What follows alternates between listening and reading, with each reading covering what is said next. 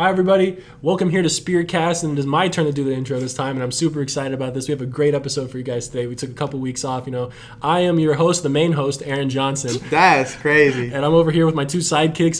That's even more crazy. Nicholas O'Roe, whatever. And, welcome back to SpearCast. Welcome back to SpearCast. I'm Christian. I'm Nick. I'm Aaron Johnson. And we're finally back. It's been a while, but we're here. A little bit more cramped than we're used to, but You know what? It's fine. We do with what we can. Exactly. But you know what? It's been a lot. We've had a lot of things go on, and I think, Aaron, most importantly, this has been the sport you've been following. So, what you got to say?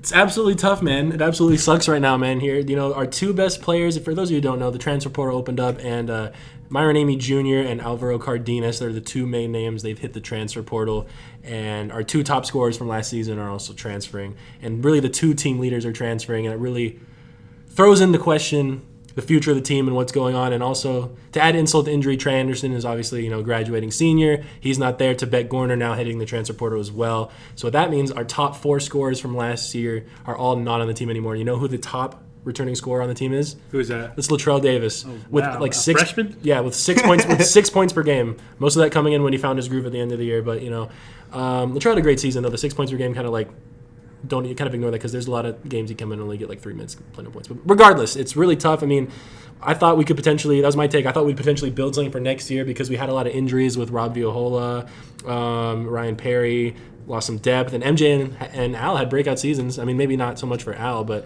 MJ had a huge breakout season, like by far the best season of his career. Al had a great year, and I thought we were going to build something next year, but it looks like now it's kind of questioning NIL really runs everything. I mean, if you can get offers from somewhere, why would you stay here for free? At the same time. I was going to ask, do you think those guys are going to end up in like a power conference, not Mountain West, Pac-12, I mean, somewhere like that? We could see it because MJ has offers from Cal as far as I'm concerned, or what I've heard. Yeah. It was announced, and I should have brought up the list of all the teams that MJ has an offer from here. Let me do that real quick. But yeah, I definitely could see it because I feel like they're the teams that have the budget to offer them money, so I definitely could see that happening. Especially someone like MJ. I mean, you saw it; like he really proved himself that he's like a baller. And how much do you think the SJC is going to have to rely on the transfer portal themselves to build their roster for next season? It's a tough question. And how reliable is that for them to build their roster? Unfortunately, I hate to say it, but I don't think it's very reliable, right? Because with the NIL space now, everyone's looking for monetary gain. It's not just like you can meet Tim Miles. Oh, Tim Miles is a cool guy. I want to play for this guy. Yeah. That's no longer the main option. I mean, that's fair enough. I mean, our recruiting budget is already the lowest in the Mountain West, so it's tough for us to even attract talent. So I feel like we're going to have to rely on a lot of incoming freshmen, which is not a great strategy because we're not going to have the experience, and we're going to be lacking. We already have like 7 returning freshmen for next season. Yeah. So it's going to be tough. And here's the schools that MJ's got offers from. He's got offers from LMU, Butler, Arkansas, Cal, Nevada, New Mexico, ECU, Utah State, Montana, UTEP, NAU. Honestly, I don't even know what NAU is. Bad journalist over here. UC Davis, Robert Morris, Weber State, and Kent State. So he's got a lot of offers. Interesting. So he also could go to Utah State, which is one of the top teams in the Mountain West last year, to see some. That's one thing I was going to talk about is with these returning freshmen now. Mm-hmm. The Mountain West was a really good conference this year. We had 6 schools in March. Six schools record. The third most, the third most schools in tournament this year. Yeah. And then also, I lost my thought. Oh, that's fine. Oh my God. What's it called? But yeah, I mean, let's obviously MJ here would play the entire 40 minutes of the game. Yes. Where else do you think, if let's say he goes to Cal, Arkansas, Utah State, is he really gonna be like that guy? That's a tough question. I feel like, he's proved that he can be. I feel like, if he goes to UC Davis, I mean, I think definitely he'll be probably top guy on that team. Yeah.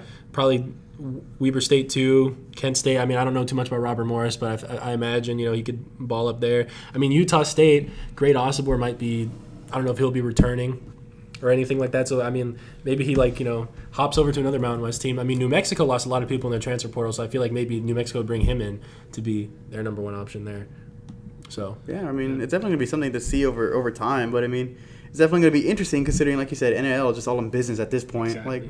Like these guys are treating it as if it's a professional standpoint. Yeah, and that's an interesting thing about Tim Miles' brand that he's built up as a college coach. He's taken schools that are not considered to be top of their conference and really building them into winners. Like he's done North Dakota State, Nebraska, Colorado State in the past, but now with the last 2 years, NIL is broken in, and now he can't just like recruit off his own name. Exactly. So he's kind of in a tough spot now, and the question begs to ask, like, what do you guys think Tim Miles does from here? I mean, we lost two best players, 3 best players. We're going to throw to bed in there. Okay, 4 starters if throw Trey in there. So how do you guys feel about Tim Miles? Just him wanting to stay in a school without NIL presence. I mean, this team is screwed. Yeah, it hurts it hurts what he does. Like NIL in general just kind of screws up what he does. It's almost like these guys care more about getting the money than the minutes. Like, can you blame them for that though? No. In this day and age, no. Like everybody only cares about money now. Like, I mean, but like in the long run, when it comes to like getting like drafted or anything, you know, like what's going to be more important, minutes or the money, and longevity wise. Yeah, I mean, a lot of these guys, you know, are probably realistically starting to think like, well, maybe I'm not cut out for the NBA, so I should just get the money. Like, I mean, yeah. I mean, that's an interesting point. I mean, I hope Tim Miles stays. You know, legendary college coach, great catalog, but you know, it's kind of tough, you know, from what I've learned from talking to Coach Strom, the assistant coach here, and just everything about, like, how much this actually, like, cripples the recruiting process for us. So, hope he stays, you know, but it's a whole new game now. Exactly, and I wouldn't blame him for leaving either. I wouldn't either. As sad as it would be. As sad as it would be. Right, and I guess we could flip the switch from one sport to another. Wait, well, we never talked about Vegas on the podcast. We haven't. Yeah, because last time we tried, you know, we had a whole little debacle on the podcast side of things, but you know, never talked about Vegas on here. Oh yes. How was that? You know, I got to go to Vegas to cover the Mountain West tournament.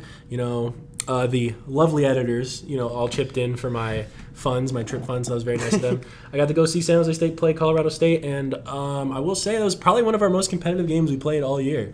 We were in it. We were up by 5 in the first half. MJ was balling, having a great game. Al had a great game. Latrell had a great game. Really, the 3 big dogs had a great game. And, I mean, it was a great experience, you know, to get to go to UNLV, travel, to, like, just do what I did on, like, a bigger scale. It was a really cool opportunity, especially getting to sit in the press conference. And I know most people listening to this don't care about, like, you know, maybe journalism and everything like that, but it was really cool for me to actually, like, sit in, like, a formal press conference, because I got to listen to the Colorado State one too, so I got to see I'm blanking on their names, Headband Joe, the guy who dropped like 14 on us, and then the other number 4 on the team. I got to listen to them. I got to listen to the coach for Colorado State too. Really cool experience, great opportunity. I thought we were going to pull out a huge upset, one of the biggest upsets in tournament history, but you know, Colorado State ended up beating us and then going to March Madness and losing in the first round. So yeah. Yeah. Just kind of the specifics of that game. That 1-3 run defense, it seemed like it was working, and then it didn't. Yeah. I don't know. I feel like Colorado State just kind of figured it out, and they outmatched us. I mean, they did. That's what Tim Miles even said in his postgame press conference, that he stayed in the 1-3-1 too long. I mean, the thing was that, like, we were up, and then what really swung the whole game in Colorado State's favor was that 15-0 run they went on, including big threes from Headband Joe. And that dude, I wish I had the roster right now, but he's number 4 on Colorado State. He started hooping. And also Josiah Scott as well, the center. We've had trouble with big men all year, but, you know, he started just posting our guys up. Broken record at this point. Yeah, exactly. We've mentioned this on the podcast too many times, so, yeah. Yeah, I mean, now flipping to what you got pulled up already right there. Got baseball. And it's been a tough one. Current record of 8-17 of this recording, and they start playing again tomorrow in Santa Barbara, who have been nationally ranked. They've broken the 25 at one point. They're not anymore at the moment. But you know, our team is just struggling. Let's be honest here. They are just struggling to a point where it's just straight up just not looking good. Oh, the game tomorrow. The game on, what is that, Thursday? Yeah. No. Oh, whichever. No, that's Sunday. Yeah, it's canceled apparently. Saturday. Yeah, Saturday. That's fine. It's whatever. But yeah, I mean, the biggest struggle for them so far has been pitching. Mm-hmm.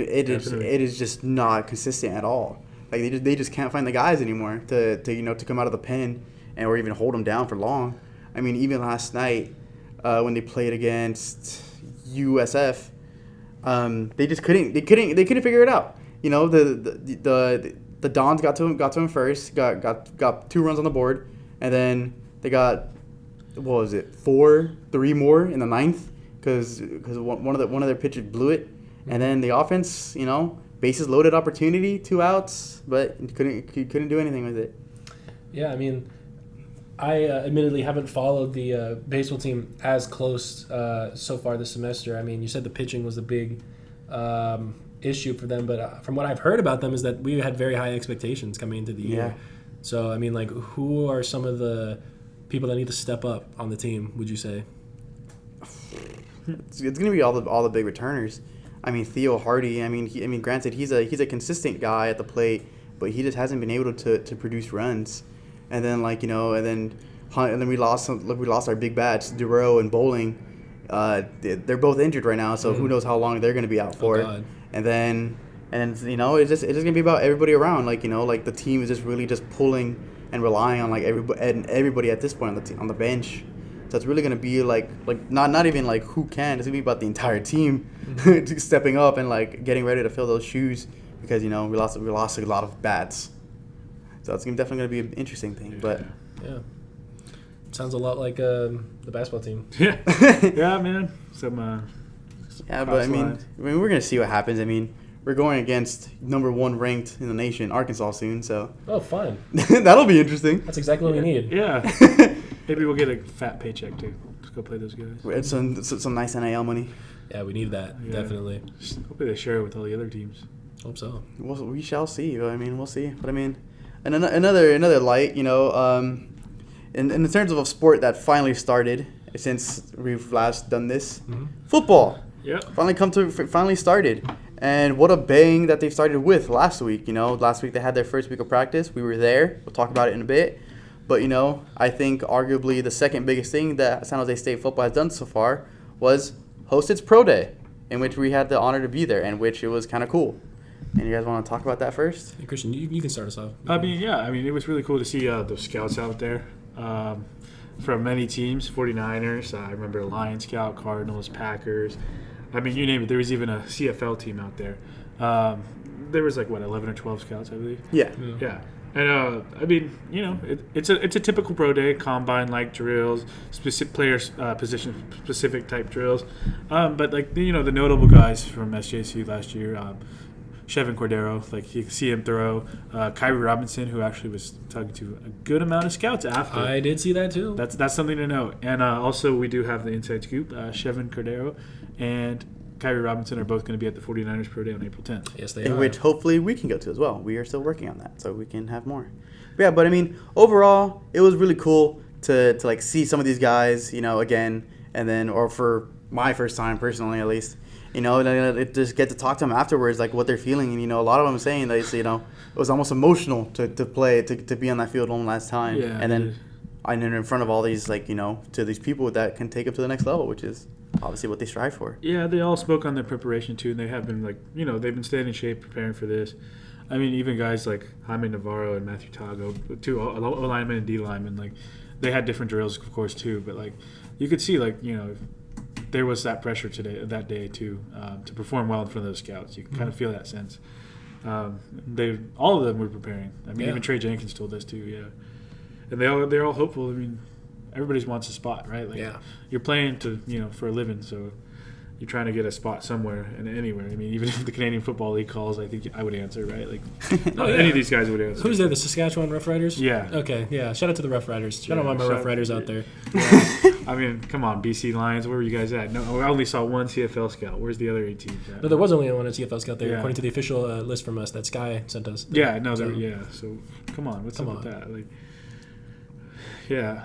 But I mean, aside from pro day, football has finally started practicing. Our spring ball has finally begun, and it's been definitely interesting. Getting to talk to the team, talking about the transition in offense and everything. New regime, Coach Ken. Shout out. And then, Christian, we've both been there, but you want to talk about what it's been like to talk to Coach Ken and how to see all these guys adjusting to the new offense and everything. I mean, I think I've never heard a bad thing about Coach Ken yet. I mean, obviously it's week 1, but everyone talks about how much they like playing for him so far, and obviously there's been a lot of comparisons to previous coach Brennan, and Ken's aware of that, but I think, as it appears, just from what the players are talking about, he's filling those shoes pretty well. And they've been adjusting to the new offense under Craig Stutzman, too, new plays and stuff like that. But, I mean, I think another thing that goes a long way is Nick Nash came back. Mm-hmm. He hopped in for the transfer portal for a day. But those talks he had with Craig Stutzman and Coach Ken kind of led him back to taking his name out of the transfer portal and coming right back the next day. Yeah, so, I mean, it's definitely – I mean, obviously, and then with him, I would say definitely think he's a key part of this offense, especially with as we all know, it more than likely it's going to be a pass-heavy game now, and then with someone like him and like the type of guy he is, leadership role, he knows how to step up. It feels like, so he's definitely going to be that number one option, and so definitely going to be fun to see how this team develops with this new offense and everything, and of course the same defense and everything. But I think it's all gonna have to see on the field to see how they actually adjust and everything. Exactly. No, I agree. I mean, it's gonna be interesting to see how these people play, especially with Coach Ken even running a new offense, one completely different from the one he ran in Navy too. Yeah, for him too. Yeah. Yeah. I mean, I know he's not gonna be calling plays, but still interesting to see. Yeah, and then of course the quarterback room, 6 guys. 6 quarterbacks. None of them have really not even college playing experience. Not even counting the what's it called the signings. The signings, the freshmen.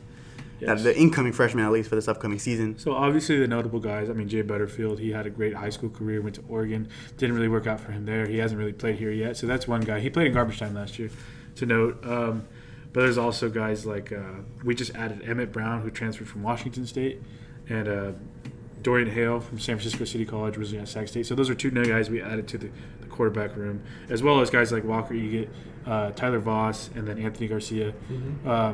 And Anthony Garcia is one guy that the previous coaching staff was really high on last year. Yeah. And also he did a couple weeks he did get scout player of the week and stuff like that. So he's there's a lot of names in this battle. That's what I'm going to say. I know it should be an interesting QB1 battle. Yeah, definitely. There's a lot of guys there. And we talked to Butterfield earlier last week, and he thinks they all the transfers fit great in the room, and working with Craig Stutzman has been cool because Craig Stutzman, doubles as an offense coordinator and a quarterback coach. It sounds like the offense is going to be very explosive. What I've heard from both the run game and the pass game, you should expect 15 to 20 yards, and that's what they're going for. That's what the goal is. That's the goal. Whether they're passing or running the ball. We talked to offensive tackle Malik Williams today, and he was saying that too. Even the run games, he was skeptical about the offense at first, but the seeing it actually on the practice field come out and going against the D line, he's like, oh wow, this is gonna work. Yeah, I mean, it sounds like that was the biggest theme, heading into this season. Everybody was just skeptical, or I guess you can say scared. That's why some guys hit the portal, followed Brennan. That's the reason why Nick Nash did. He was scared, skeptical. But then, once everything fit in, it sounds like everybody has only good things to say about this new offense. So it's definitely going to be interesting. Yeah, definitely. And then there's on the defensive side, I mean, they're retaining the same defensive coordinator, Derek Odom. So for those defensive guys who were here last year, it's not no crazy adjustments. There's a few new defensive coaches and stuff, but and so that there's kind of a continuity there on that side of the ball. And I think that's helping the offense, actually. So what I was talking to Craig Stutzman about this, actually, is that continuity on the defense. They know what they're doing already. It's providing a better challenge for our offensive side of the ball. At these, just trying to get the offense done. So and then, it's iron sharpens iron type. Yeah, thing. And then it's I think it'd be better, nailing one nail down compared to nailing 2 at a time. Yeah. Yeah. So it's definitely gonna like you said, it's gonna mold things to better easier. Yeah, and there's gonna be a learning curve still for the offense and every position on the offensive side, but I think they're adjusting well. And in Craig Stutzman's word, he was going up against the best defense in the Mountain West. Not my words, Craig Stutzman's words. Yeah, he did say that. Yeah. So last year there was a stretch. I don't remember exactly how many games, 4 or 5, where we didn't give up more than 18 points. Yeah, so. I understand where he's coming from. And then we win a bowl game last year. So don't want to talk about what happened there, but we made it. Yeah. Regardless if we want to talk about it, we made it. Yeah, and Derek Odom was our defense coordinator last year, and he retains. There you go. Should be a great season. Yeah, we've got a long ways away, though. Long ways away. Just springtime. Yeah. Well, schedule's coming out. So yes, isn't schedule out already for the most part? Some changes expected. Oh yeah, but overall, it's still spring. We're going to be following football closely, baseball, of course. What else is there? Major. We got softball. We got track and field. Well, in which they actually just finished at the NCAA tournament. Yeah. I just forgot about that. Yeah. And what? How did we do in that? I forgot. I don't know either. Or we might have to cut that part out. I just cut that part out. So we just exit. Because is there anything else we can bring up? Any fun games we have for the podcast right now? No, I got it. All right, Christian. Aaron, Yes. way too early record predictions. How far do we get? Way too early. We can look at the schedule right now too, Okay, of course. Let's pull it up. But, fun little thing. So let's see. All right. This is way too early, guys. The second transfer portal hasn't even happened yet. Like, we don't know who our final roster is. So way too early. Way too early prediction. Way too early. Let's see. Spring game. Spartans versus Spartans. Nah, I'm just kidding. That's going to be a fun time to go to spring game. All right, hold on. We got SAC, we got Air Force, Kennesaw State, Washington State, Nevada, Colorado, Wyoming, Fresno, Oregon, Boise, UNLV, Stanford. Let's take it one game at a time. Go back to the top. All right. Sac State, win. Easy. I mean, they're a smaller school. Shout out to Sac State, though. I got accepted. NorCal. Our NorCal, But got accepted in the Sac State. Fun but y'all are going down. Going down. All right, Air Force. Ooh, at Air Force. We have to consider that. Going up to Colorado, I believe. What did we do against them last year? I don't remember. We lost. We got smoked. We got dominated. Yeah. New regime. We're not going to start off strong right It away. It could be I a whole will different say, outcome. Coach Ken comes from a military background. That's true. Maybe he'll get those guys fired up to play the Air Force. This Maybe. is Sparta. That's one of his big things this year. You guys really think? But I'm gonna say L. Yeah, I'm gonna say L too. Traveling the Air Force, Colorado, I believe there's a really high elevation there. Yeah. NFL teams usually go practice there before they play teams like play Mexico City games and stuff like that. So high elevation, you're gonna be gassed. I don't know. Kennesaw State, I know nothing about them. Pure So that's a win. ignorance. I That's a think W. it's one of their first years in D1. Oh, really? Or like the high FBS. Good for them. Year 1 or 2. Washington State, At Washington State, damn, that's the L for sure. That's for sure. Nevada, here. W. Taking that Wolfpack. You know what we're doing this for? What? We're beating Chubba Purdy. Damn right. He thought he was going to San Jose State. He was acting like, oh, yeah, I love the Spartans. And then he turned on us and went to a Mountain West school. Nevada, not even – this is Reno. This isn't even Vegas. Yeah, exactly. It's not even like, Speak on it. and the thing is, I know Reno's near the capital city, but it's not even the capital. Carson City is the capital of Nevada. So, like, Reno, I'm sorry. I have friends that go to Reno. I'm sorry. But Exactly. We're gonna smoke you. Colorado, right? Colorado State. In Colorado again? That's a loss. I don't know. Yeah. I think Colorado State's got a good program going on. I mean, you saw they competed with Pac-12 schools last year, Colorado. So. All right, Wyoming at home. Who's on Wyoming now? I don't know too much. I don't know. I'm gonna say W. Let's just give our Spartans. We're home. Home field. And then big rival, We're taking Fresno again. Running it back. We have to. I mean, I can't say we're gonna lose. Yeah. We'll get some slack. Oregon State. We lost against them last year. Keep that in mind. We're not losing. We're not winning. Boise. Dub. I don't know. We're home against Boise this year. Calling it dub. I'll say dub too. Home field. You know what? I'm gonna say a loss. I feel it. You know what? I think Boise State fans travel really well, and it's not going to feel like a home game. All right. Well, I mean, you guys can disagree with me. When it comes to football season, we're going to look back at this. Exactly. And we're going to see. We're going to see. Exactly. Right. UNLV, dub. That's going to be like a revenge for us not getting in the Mountain West. Dubbing up.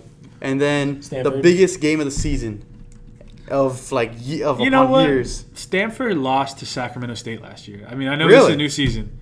In football, yes, in football. Wow, did not know that. And they did beat Colorado, but like, hey, Stanford, we're taking that W. Yes, right? sir. Chop down that tree. Chop down the tree. Eat that W. Yeah. We're gonna eat that W. There you go. what date is this? Is this a Black Friday? I hope this reaches November Stanford 30th. friends. Is that Actually, no, I don't. Stanford fans gonna come for us. Yeah, never mind. So I take that back, Stanford. No, I don't.